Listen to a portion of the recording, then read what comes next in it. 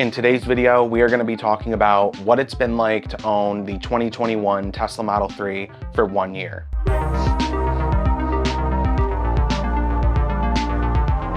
I picked up my car in September of 2021, so at this point it's been a little bit over 1 year with the car. Overall, it's been an incredible experience owning a Tesla, as this was my first Tesla ever. I do currently own another Model 3 that I use for Turo, but this car is my main car. I got it in pearl white, and I also got it with the aero rims, since the aero rims do provide a little bit more range for your driving. Now, that is the first thing I'll jump into is range, because you're probably wondering, how do I feel about the car with it being a standard range vehicle? And I've found that owning a standard range Tesla actually does the job pretty well. So when I first got the car, it had a 270 mile range, which is what the standard range models offered. And after 1 year, my range has gone down to about 230 to 240 at a full charge, mostly 240. That number fluctuates because it sees how I'm driving and how much I'm driving, how much I'm charging. It's taking all that into account,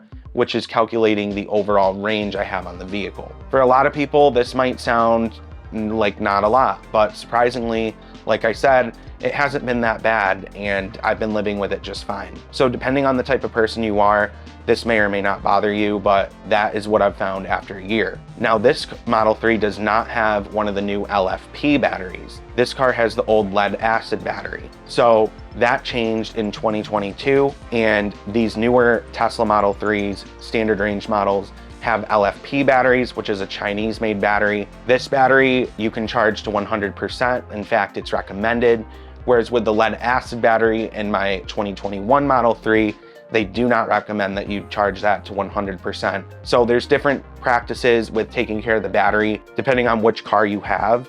If you have a newer Tesla Model 3, you may have an LFP battery. You can figure this out by going into the settings. I frequently drive from the North Phoenix area to Queen Creek in Gilbert, and that's about an hour away. I also drive to other places in the state like Sedona and Flagstaff. Oftentimes, I don't have to stop and charge at all on the way up to Sedona and Flagstaff if my car has a full charge when I leave. However, I do wish I had a little bit more range. Don't get me wrong, like I said, the standard range has been okay, but it's always nice to have that extra assurance that I'm gonna be okay. If you're not familiar with what I do for a living, I shoot media. So I drive to all different areas of the state to do jobs. And one time I was asked to do a job in Globe, Arizona. There were no Tesla superchargers out there, and I didn't have a gas vehicle to drive out there, which made me lose out on that one job. I do think in the future, Tesla will have a lot more superchargers as they've been adding more to the Phoenix metro area. So I think that this problem will be less as we get into the future more. But for right now, that's been kind of an issue with having less range. So the next thing I want to touch on is some of the automated features like Autopilot.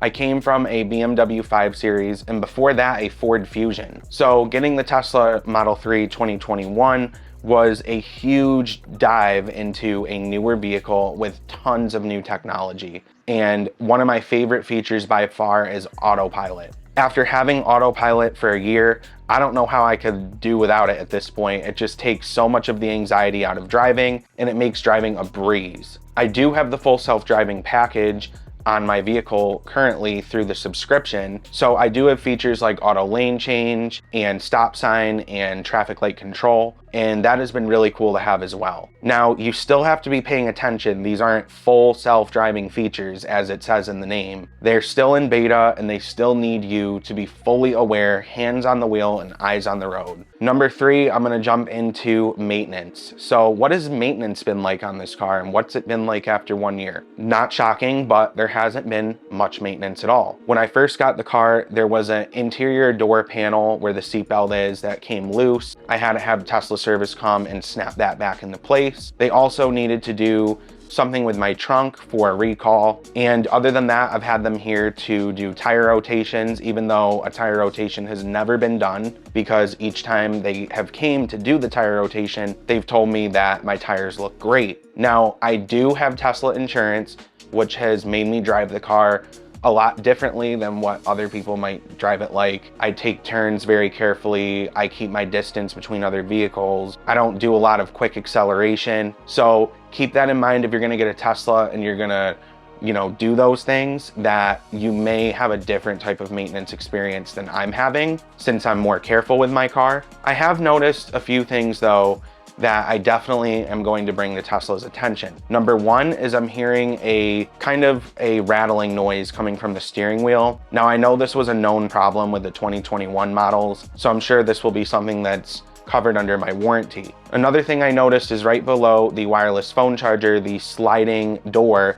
that allows you into the little storage compartment makes this weird noise as if something is stuck inside of it. I'm definitely gonna have Tesla look at that as well. But literally, other than that, nothing. Now, one thing I do wanna jump into is the PPF, which is paint protection film. I opted when I got my Model 3 not to get this. Now, with deciding not to get this, I have noticed a lot of dings and scratches and little things that have happened to my car over the past year. Now, when you're standing at a normal distance from the car looking at it, you can't see these things. So you really have to be up close and really looking at the car to notice a lot of these little things. For me personally, like, I do want to get it on my next vehicle, but it wasn't the end of the world without it. Just keep this in mind if you want to keep the car in as pristine condition as possible. I definitely would recommend either wrapping it or getting paint protection film, because you will notice these little wear and tear marks on your vehicle as time progresses. But anyway, guys, overall, I would recommend this car to anybody,